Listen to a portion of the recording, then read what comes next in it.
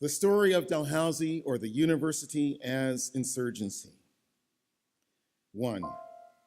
Named for a Scottish castle at two streams where trout and salmon flicker and gleam and splash, and named for George Ramsay, whose prowess at Waterloo, cannonading and negating Napoleon, got him dubbed Lord.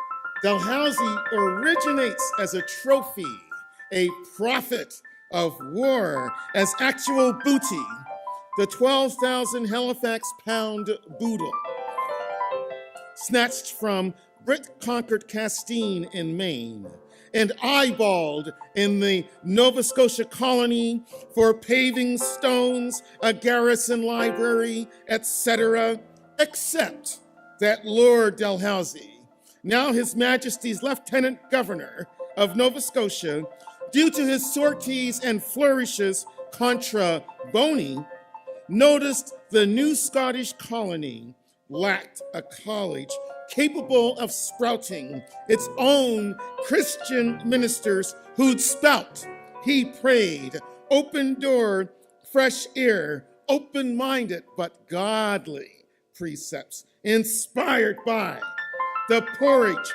salmon, and whiskey of Edinburgh, the Scottish Enlightenment, Rabbie Burns' ecumenicalism, and Adam Smith, firm hand and clear eye of Edinburgh, and the brogue and Gaelic of grey beige but egg-piped Edinburgh, and the chill fog, dour granite, and indomitable thistle of Edinburgh, and tolerate no spite, but be suave, urbane. Was that the meaning of the corn, oil, and wine Lord Dalhousie spilled on the cornerstone of his Haligonian University 2 years after the Prince Regent bleated "we" bureaucratically, assenting to the eccentric notion of an oceanside Scotian non-sectarian college as of February 6, 1818? 2. Just 10 days after cannons, kabamming gunpowder, saluted resonantly the college's university's debut, Lord Dowd slooped off to Ville de Quebec to govern every Britannic inch of Amérique du Nord and laterally India, if yet right oblivious to the politic primacy of so-called East Indians, West Indians, and American Indians.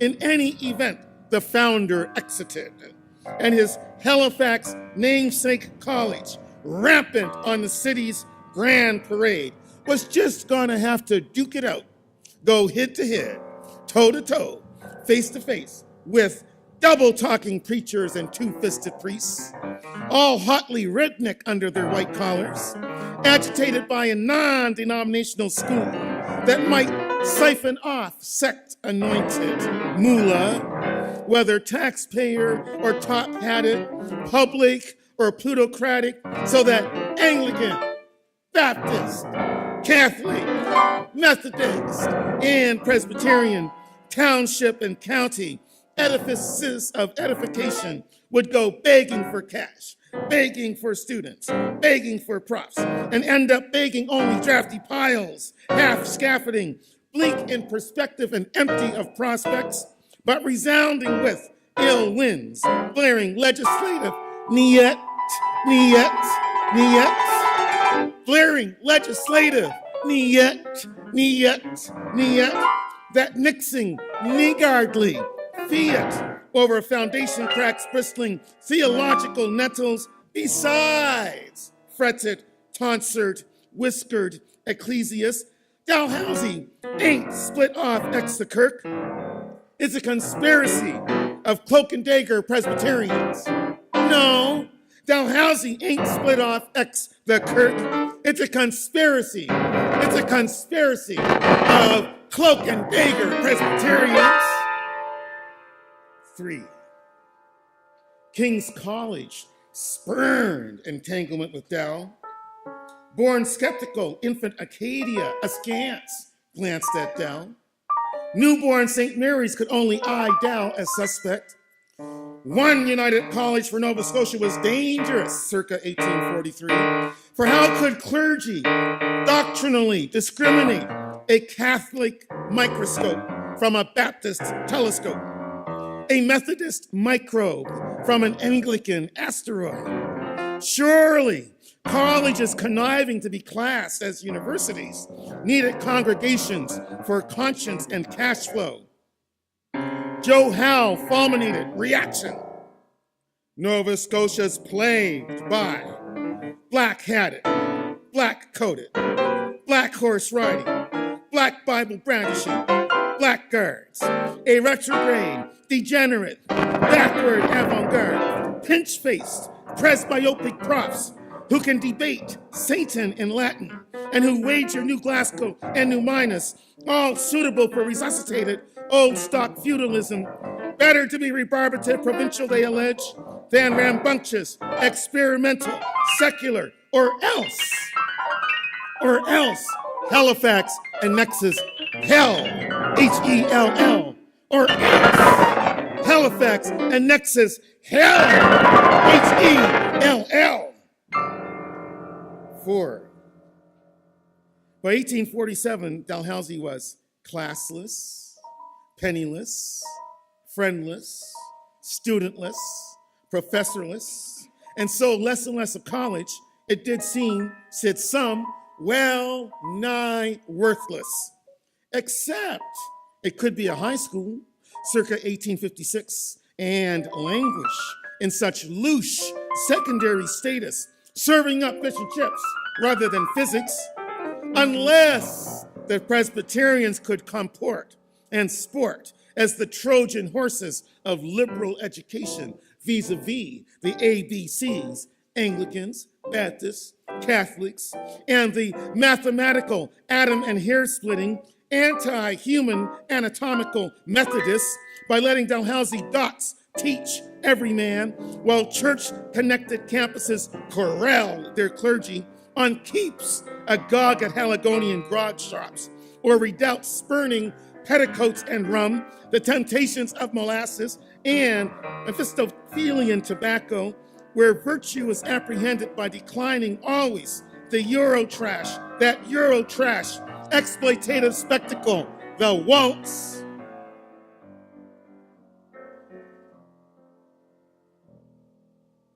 Five. 1863 marks the reset, the resurrection, when what was Dalhousie College is once more Dalhousie College, but now cheek by jowl with a brewery, proffering ale for every ailment, and profs on tap to discourse on trout fishing at Salmon River, Dartmouth, or to wield Euclidean equations like sledgehammers that best beer bottles at busting open a skull. The Dow rhetoricians, the heuristic and exigent chaps, step dancing among Crimean heroes, dead drunk in downtown gutters or in backyard mud, while their couple dozen students fortify their bellies, from which all soliloquies surface, with oatmeal gruel, salt cod, corned beef, bread, apples, molasses, potatoes. Oatmeal gruel, salt cod, corned beef, bread, apples, molasses, potatoes, oatmeal gruel, salt cod, corned beef, bread, apples, molasses, potatoes, a quantum of solace, of rum. 6. Science evolves out of sickness and the Genesis damnation, declaring birth ushers sin-struck mortals sooner or late to an earthen birth. A point as true for Dow natural philosophers, lisping the 1870 motto, ora et labora, pray and work, as it be for any lad and lady. So despite the Anatomy Act gravely allowing docs to carve up any indigent poorhouse cadaver, there befell a shortage of corpses. There befell a shortage of corpses to analyze, cannibalize, so as to advance convincingly life-saving medicine. The fix demands a medical faculty, a separate body, bestowing Dal degrees in spluttering fits and seizure starts in the 1870s, until by degrees, the Halifax School of Medicine becomes separate but mediocre by 1885, shrouding the parturiating in prudish Victorian cloaks, applying Jack the Ripper willy-nilly to callously plucky cadavers. That is, until Greco-Latin Flexner came calling to castigate the med school as grossly appalling, thus triggering the upgrade absorption by Dal circa 1911 and later, 1920, access to a tramline public health clinic where students could describe and doctors prescribe, sponsored by Mr. Rockefeller and Mr. Carnegie, pleased to prop up latter-day, if rustic, salt spray, hayseed Scots.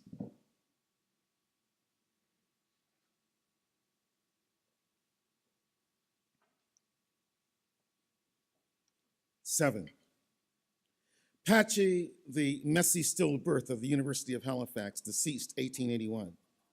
That effort to mollify church campus envy of Dal and to unify Babel Pentecostal Christian syllabi, conflicting dogmas barked in passionate tongues, by asking a single Congress of Examiners to test would-be clerics and should-be clerks, anent that good-intentioned but goddamned gaffe, Dalhousie was set to flaunt itself, but only if private coin could coddle its liberalism, preserving it from whimsical chastisement by skinflint and or shrewish public finance. Thus commences the dedicated schmoozing of donors. Thus commences the passionate schmoozing of donors. Thus commences the very intelligent, sharp-witted, extremely dedicated schmoozing of donors oozing cash. Schmooze those donors set to ooze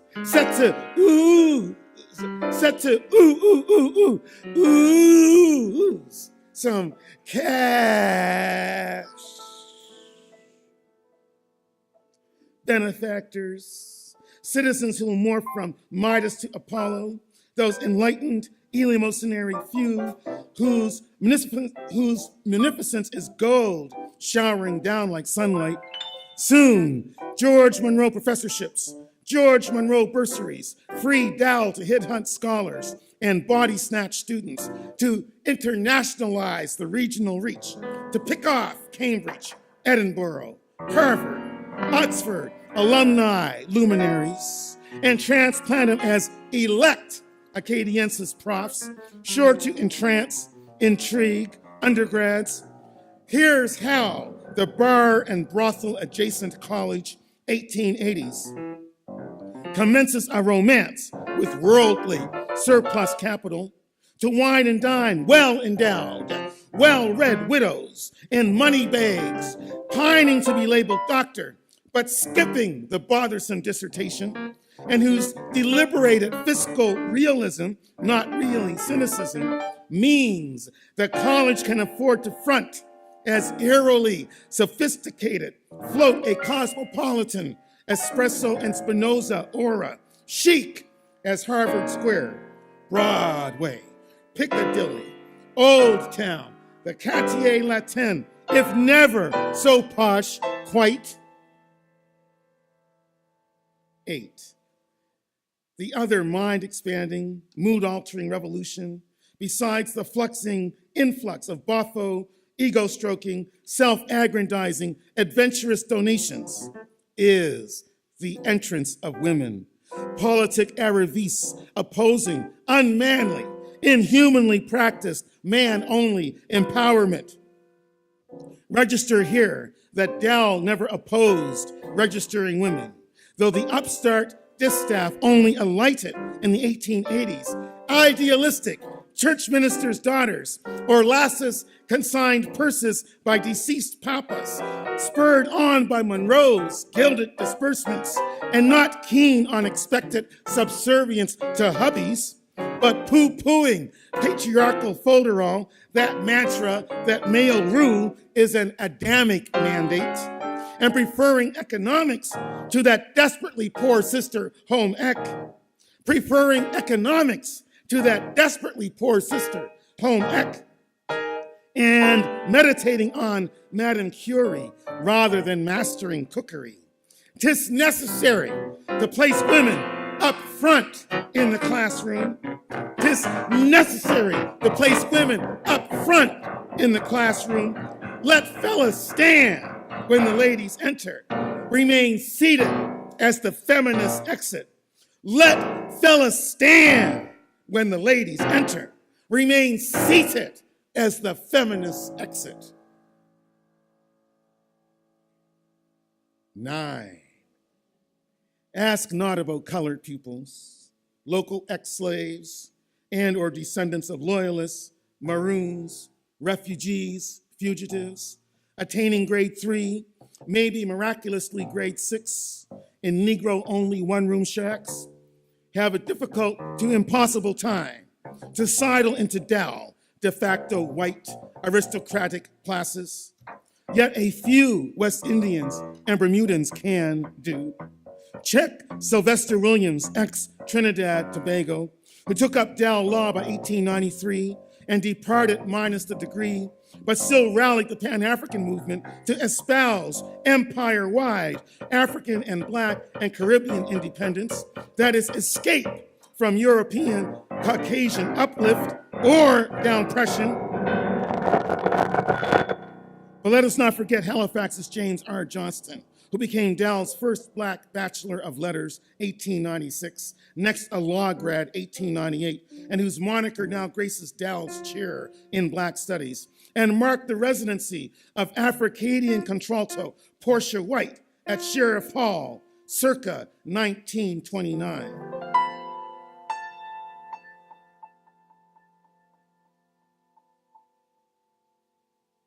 Ten. 1887, Dal transits off the Grand Parade, takes the heights above Halifax's northwest arm, and shows aspects tricked out in brick, not stone. That same year, law materializes, concretizes with a constitutional law magisterial dean who's a member of parliament. And a decade later, with a contracts prof who's ditto a member of parliament. While engineering bursts into the calendar, thanks to coal mining for engines, steamships, furnaces. Next, all the emitted soot and grit and dirt and cinders encouraged civil engineering, roads, bridges, tunnels, the cornerstones and buttresses of industry, but also the marksman's forte. Yet, conscription communism entails construction as shoddy as capitalism's manufactured ephemera. Seldom does the cement set strong and smooth, rather it cracks. Compare the Great Wall of China and the Berlin Wall. Compare the Great Wall of China and the Berlin Wall. Go and find the Berlin Wall. Go and visit the Great Wall of China. 1911-12, antebellum. The Dal Forward movement figures to finagle $300,000 to field triple schematics, a library, science laboratories, and at Studley, space for medicine and dentistry, featuring Georgian conjurations of local ironstone, plus quarters to round up students and round them off. Shouldn't undergrads canoodle in their own courtly alcoves? Should not undergraduates canoodle in their own courtly alcoves? The undergraduates want to canoodle in their own courtly alcoves. So circulated blueprints on June 29, 1914. the day after Archduke Ferdinand and his missus became the bullseyes for bullets booming war.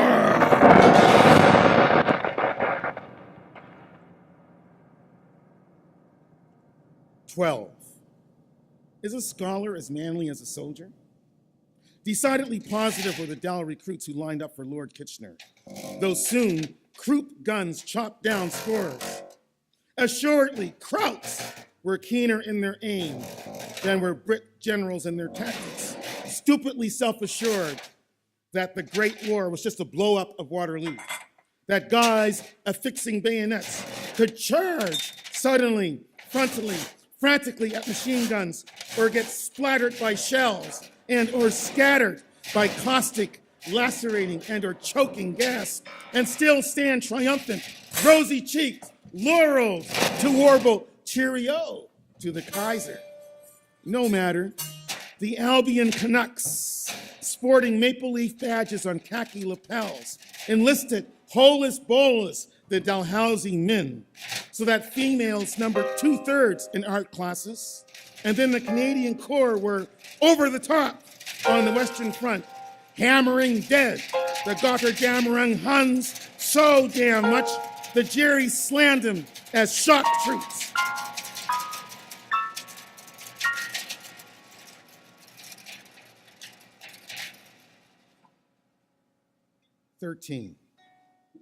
While the Great War waxed, waned, Dal erected the Macdonald Memorial Library, which inaugurated for the entire Dominion the Library of Congress cataloging system, while the law school now accented lucrative practicalities, not supposed eccentricities like the Constitution or various forms of execution. What is the ideal form of state murder? The noose, the guillotine, or the electric chair? Would you rather snap your neck, lose your head, or fry? Still, despite its distance, the war racked down. The double vessel collision in Halifax Harbor, December 6, 1917, discharged battering and bashing power equivalent to 3,000 kilotons of TNT detonating instantly. And North End Halifax got obliterated, vanishing under an unprecedented, dented-bent, stovepipe-shaped, fuming cloud, an augury of A-bomb and H-bomb, doomsday meteorology, and a blast that turned windows into daggers and metal into a shower of molten slag.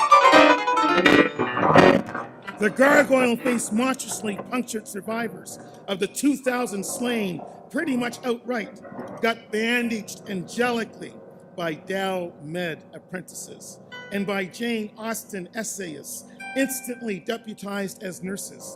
And the Carnegie Foundation okayed snappily, bankrolling the dispatch of glaziers and masons to patch Dow's fractures, plus those windows now wounds.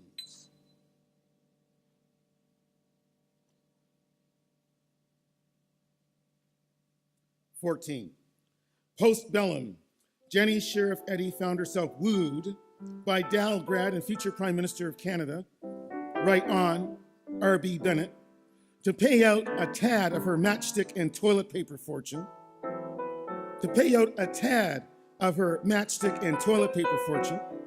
racked up by E.B. Eddy, to deck out a women's residence, Sheriff Hall, in pink quartzite X Nu minus. Next, the men's residence, Pine Hill, got promulgated in 1919, thanks to the purchase of a Northwest Arm hotel for $160,000 out of the $1 million cash scoop-up campaign.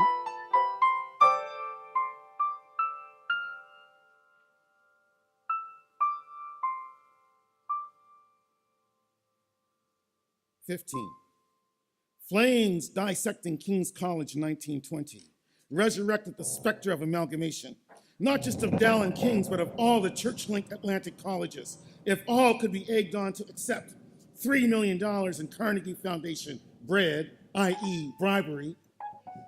By the finish of the 1920s, the Federation idea was finished, its very inception seemingly meretricious, and the Carnegie bucks flocked back to plump up in stony banks and nest in lambskin briefcases.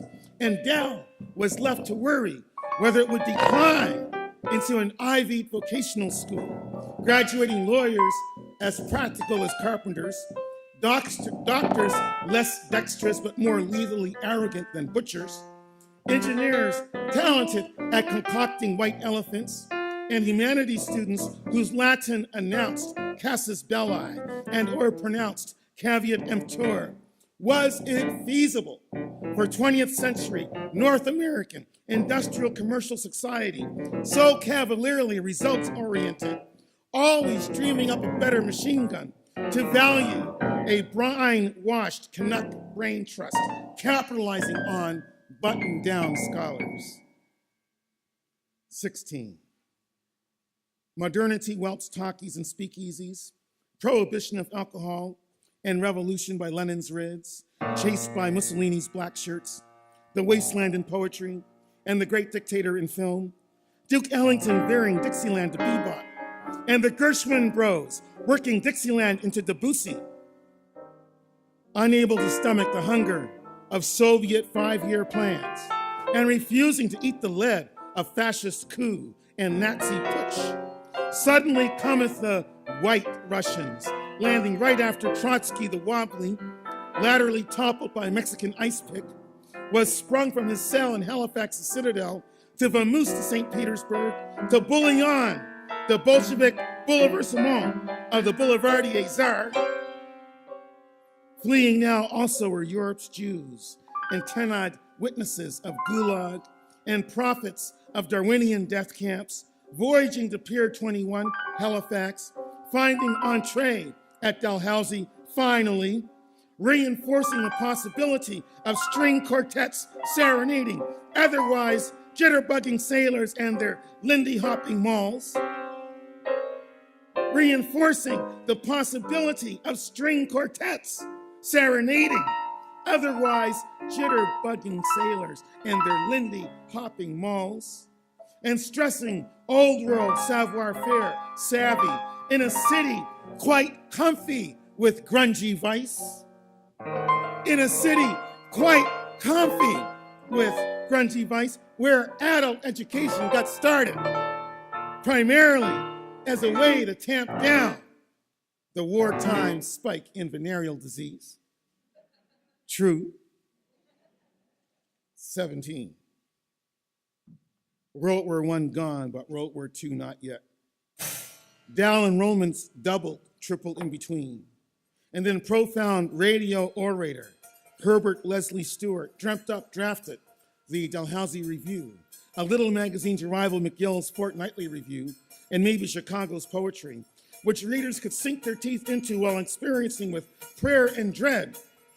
Experiencing with prayer and dread the operative know-how of the newfangled school of dentistry, the operative know-how of the newfangled school of dentistry. Suddenly, Dow's student staff a union, and Dow's president wins a house of his own, and the Dow co-eds need shortened skirts to suit jazz age upsy daisy dipsy doodle cavorting. Jazz age upsy daisy dipsy doodle cavorting, regardless of the acidic chagrin, tut-tutting male killjoys, spoil sports, dudes, duds, Dudley Durons exude, those who should beg a Billy Butler Yeats style monkey gland surgery, that precursor to sildenafil citrate. 18. Saith Wall Street and bayeth Bay Street, and screecheth the city and the bourse until hoarse. Sire, no more MAs, but only MBAs. We want relevance, not elevation. They're right, or just brain dead rightists. Yet, how does acquaintance with Aristotle elucidate investment portfolio profitability, really? And how does memorization of Milton aid the race to be the first to weaponize atoms, the very guts of sunlight, to incinerate 100,000 infants in a thousandth of a second?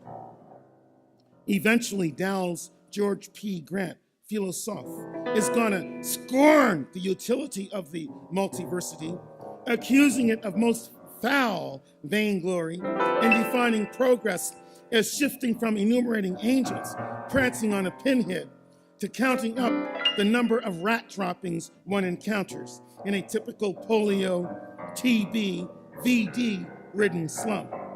That's the age-old problem of this new age. When is knowledge wisdom, if ever, even? When is knowledge wisdom, if ever, even? 19. Plots, policies quicken when Angus L. invades the NS Legislative Assembly, 1935.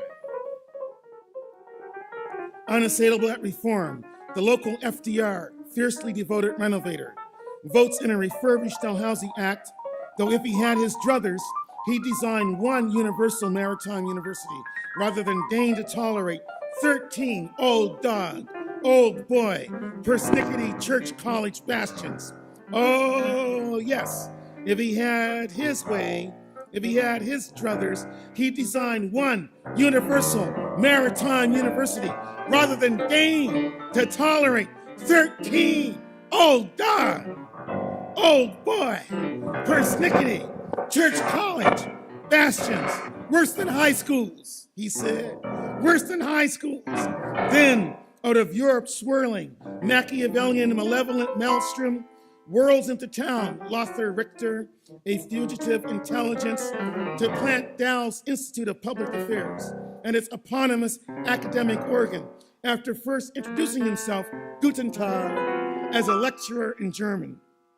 Currently, Dow's chairman of the board's a suave, Frank Sinatra type, liking menthol cigarettes 3 packs daily, liking scotch 3 pungent tumblers daily, while mover and shaker President Stanley spoils to spiff up Dow's medical dental schools, but depressed governors retort, the blind and deaf, poor and helpless need aid, yep, but not medico-dental apprentices bound to join the gold-plated silver spoon upper crust. 20.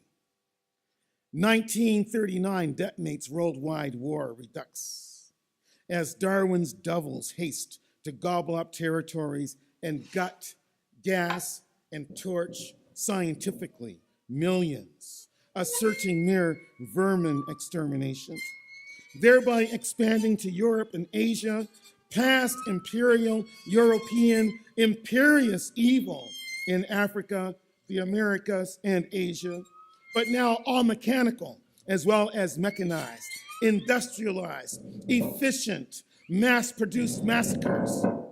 Makes sense to open in 1941. Dallas Department of Psychiatry, a testament to reason, rationality, mindfulness, even though the septic bias of war-dirtied Halifax's white-coated downtown doctors prevents 3 Austrian refugee Jews, escapees from Hitler's Semitic genocidal regime, from being able to Canadianize their med training August 1942 at Dal. 2, while white students, white profs, and white troops had green lights, carte blanche, to enjoy the Green Lanterns Fair, colored people, Negroes, had to forego taking meals there. They could aim guns at Hilarion white supremacy, but they couldn't stick a fork in it at the Halifax eatery.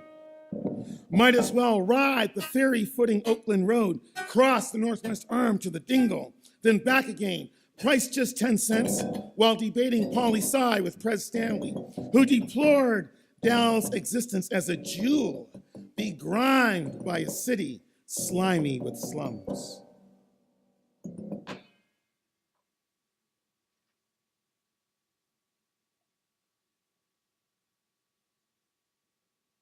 '21.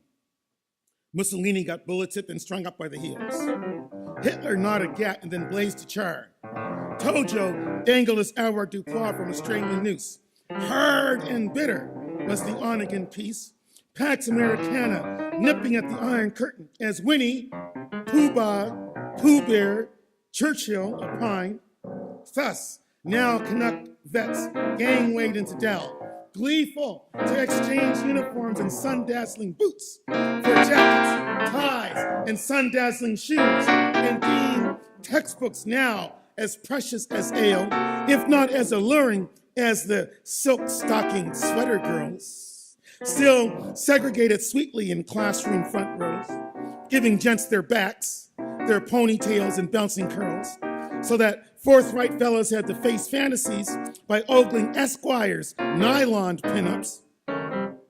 The student army, milling and marching, taking one subject by storm, then overtaking others, wresting and wrestling degrees from down, necessitated instituting a Department of Graduate Studies as of 1948-49, when bombastic Soviets set off an A-bomb at last, and Mao unfurled a gold star-spangled red flag over China, and mandatory Latin sang its swan song, croaking out an Oktoberfest beer fiestas at the Lord Nelson Tavern. Hear ye, lusty, blue nose, ecum seekum yink yank, drowned out ipso facto the fusty and musty, gusty and dusty dictation of literally guttural and or lyrical grammarians. Hear ye, hear ye all, lusty, blue nose, ecum seekum yink yank, drowned out ipso facto the fusty and musty, gusty and dusty dictation of literally guttural and or lyrical grammarians. 22. Recognizing that Dal Law was in a parlous state due to formerly stingy, belly-tightening finance, Premier MacDonald remedied the starvation, tossing scrawny lawyers chunks of red meat from the provincial budget sausage-making table. Premier MacDonald remedied that starvation. He thought it was necessary to toss scrawny lawyers chunks of red meat from the provincial budget sausage-making table. Dentistry's decaying facilities also needed straightening, and the filling in of architectural cavities with gold. However, half the Atlantic governments, all four which ought to have backed the mouthy school, gave nada, precisely zilch, just hot air, leaving NS and NB to inject 25% of the filling and or pain relief. So Dalhousie had to repair the maw, 3/4 solo, digesting a corrosive capital debt. Meanwhile, the medical faculty were jaundiced, distempered, to a reflex revolt, no matter expertise in jigsawing through cadavers.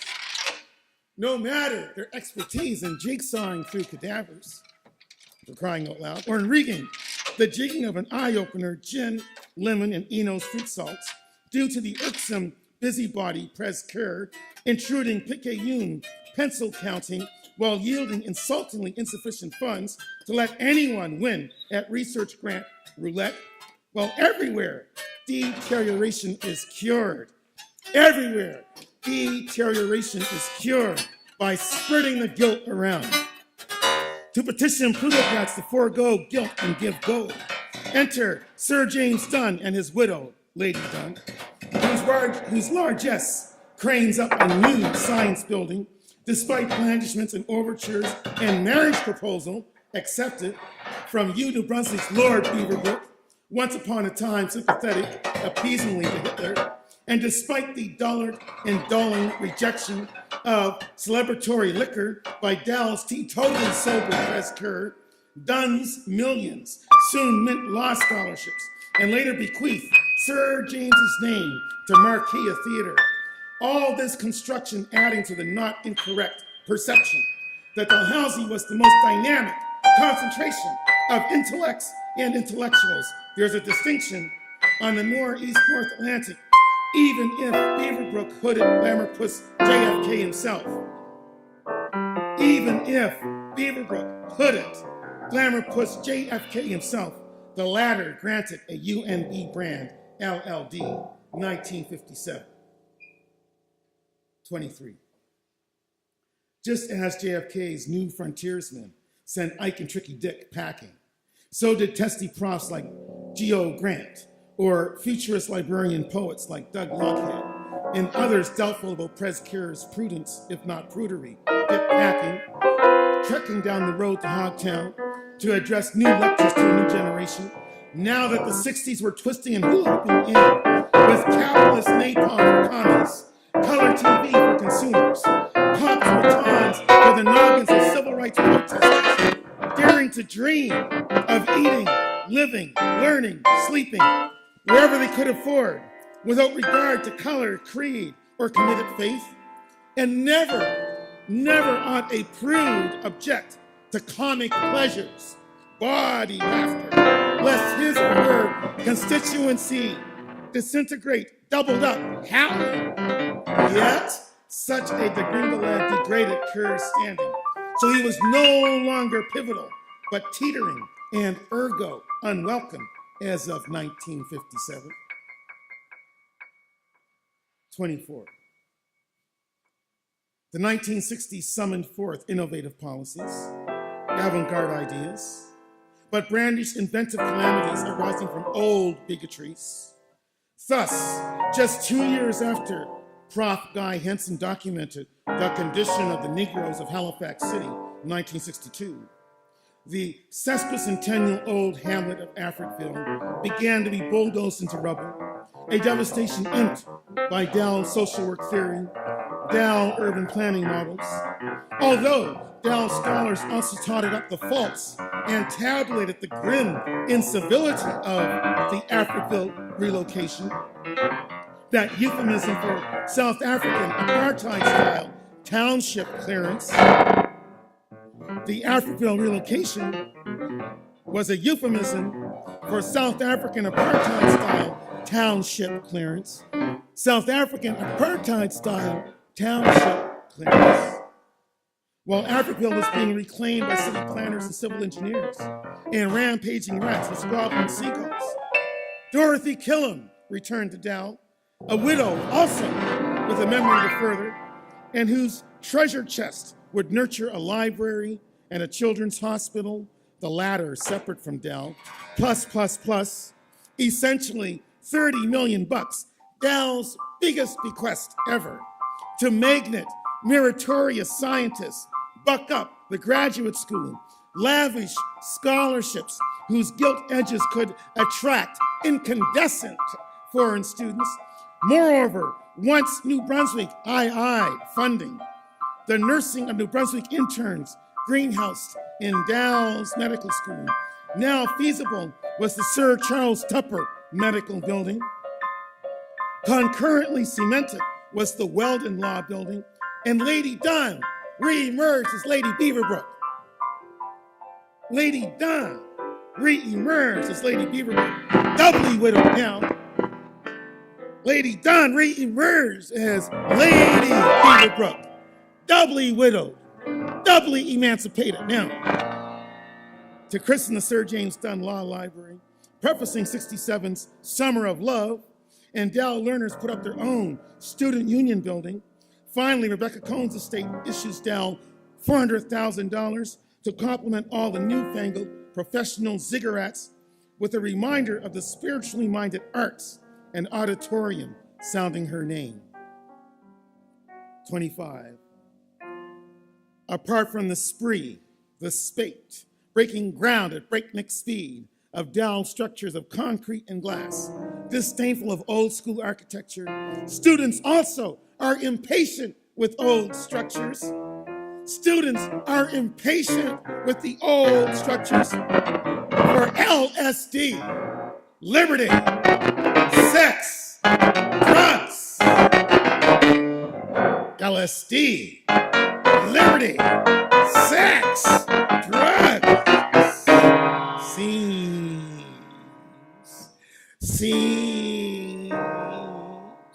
Seems to highlight the hypocrisy, illegitimacy of the chilling, blood-curdling Cold War propositions, such as mutually assured destruction and a thermonuclear exchange being permissible and preferable to compromise détente with commies, and is defensible, but not profanity and graffiti, both corrosive of civil society, and neither short skirts nor long hair.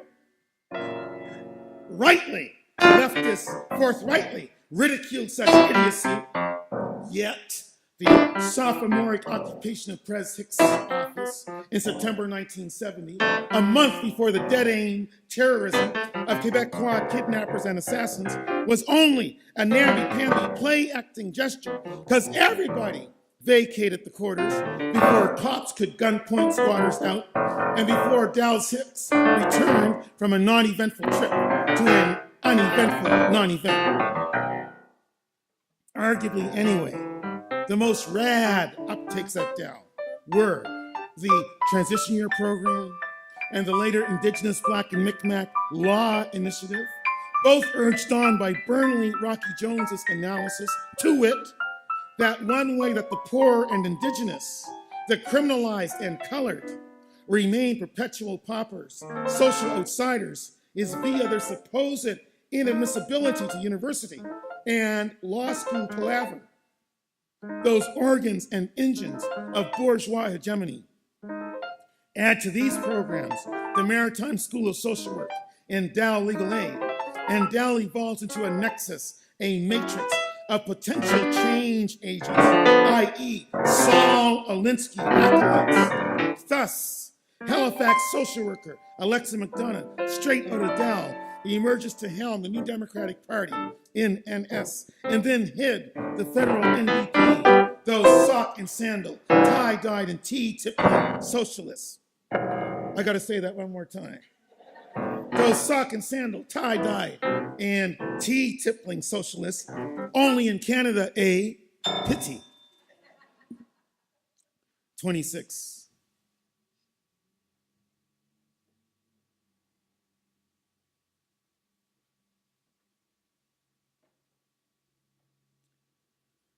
Dalhousie University's history is now 200 years and counting.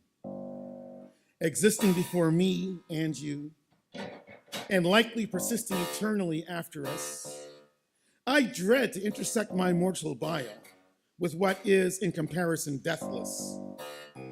But I'm twice a Dal alumnus, MA 1989, LLD 1999, and long before either passage, I was a Black Caledonian, an Africadian, inspired by an institution that is that excellent devise, a schooled insurgency, summoning perennially young Turks to make it new, pache, choose thee, make everything new, by turning sailors into seismologists, fishers into philosophers. The Dalhousie difference was in making all Halifax an extension campus, a de facto university of the commons and the public gardens, and the waterfront harbored Palladian legislature. Even metaphysically unkillable Africville, even metaphysically unkillable Africville. Thus, as a boy, my teeth got filled and fixed and drilled and extracted at the Dal Clinic.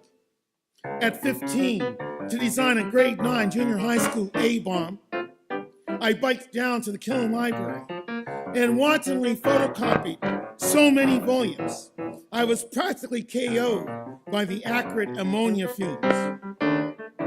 Aged 17, 19, I fellow traveled with Rocky Jones's TYP crew, debating Black liberation.